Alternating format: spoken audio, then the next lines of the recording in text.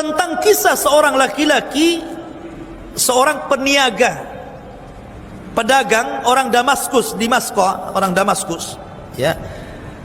Dia jadi kalau membawa dagangan itu ke daerah namanya Zabadan, jauh, harus melintasi padang pasir. Di rumah dia di Damaskus, tempat jualan dia di satu tempat namanya Zabadan. Jadi kalau dia membawa dagangan itu, dia harus menyewa orang-orang, mungkin zaman sekarang ini travel gitu kan, untuk membawa barangnya sampai di Zabadan.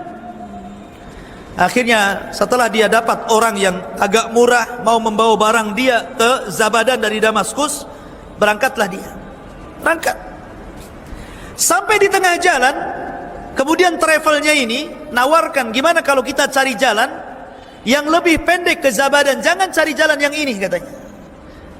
Akhirnya disepakati boleh juga, biar cepat sampai. Akhirnya dialihkan jalannya yang biasa ke yang tidak biasa. Rupanya tersesat di padang pasir. Setelah tersesat di padang pasir, orang ini melihat sepanjang jalan banyak tengkorak manusia. Ada tengkorak kaki, ada tangan, ada kepala, ada ini. Mulai nggak enak nih. Jangan-jangan travel ini rampok pula ini, katanya. Karena sudah nggak enak dia. Kok banyak mayat manusia di sini? Ya. Akhirnya betul, tiba-tiba dihentikan sama travelnya itu. Kemudian travel ini langsung membawa pedang, diacungkan. Mungkin kamu sudah tahu siapa saya. Oh, rupanya betul nih, travel rampok ini. Mungkin sudah tahu kamu siapa saya. Akhirnya kemudian, ya, setelah itu sang pedagang yang soleh ini mengatakan, kalau kau mau ambillah dagangan ini, tapi jangan bunuh saya, biarkan saya pulang, katanya. Kata rampok ini, semua orang yang kurampok persis ucapannya dengan kamu, ya.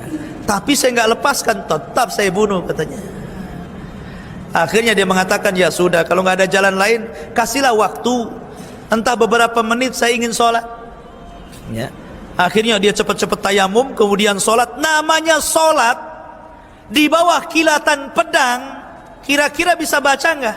Lupa semua lah kan begitu.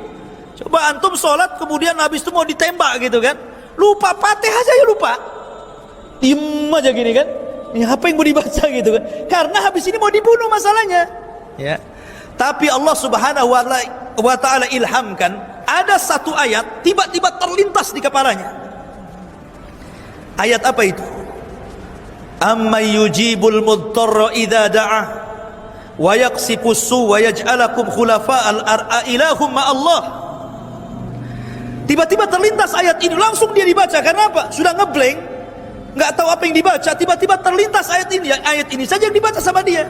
Amma yujibul mudtarra idza da'ah, diulang-ulang gitu kan. Ya. Tiba-tiba malaikat yang ada di langit yang keempat mendengar. Amma yujibul mudtarra, siapa lagi yang akan mengabulkan doa orang yang kesulitan kalau bukan Allah? Itu maknanya ayat itu. Malaikat yang di atas dengar tuh, langsung diutus oleh Allah untuk menyelamatkan orang ini. Kemudian dibawanya kuda putih dengan jubah putih dengan pedang yang ada di tangan.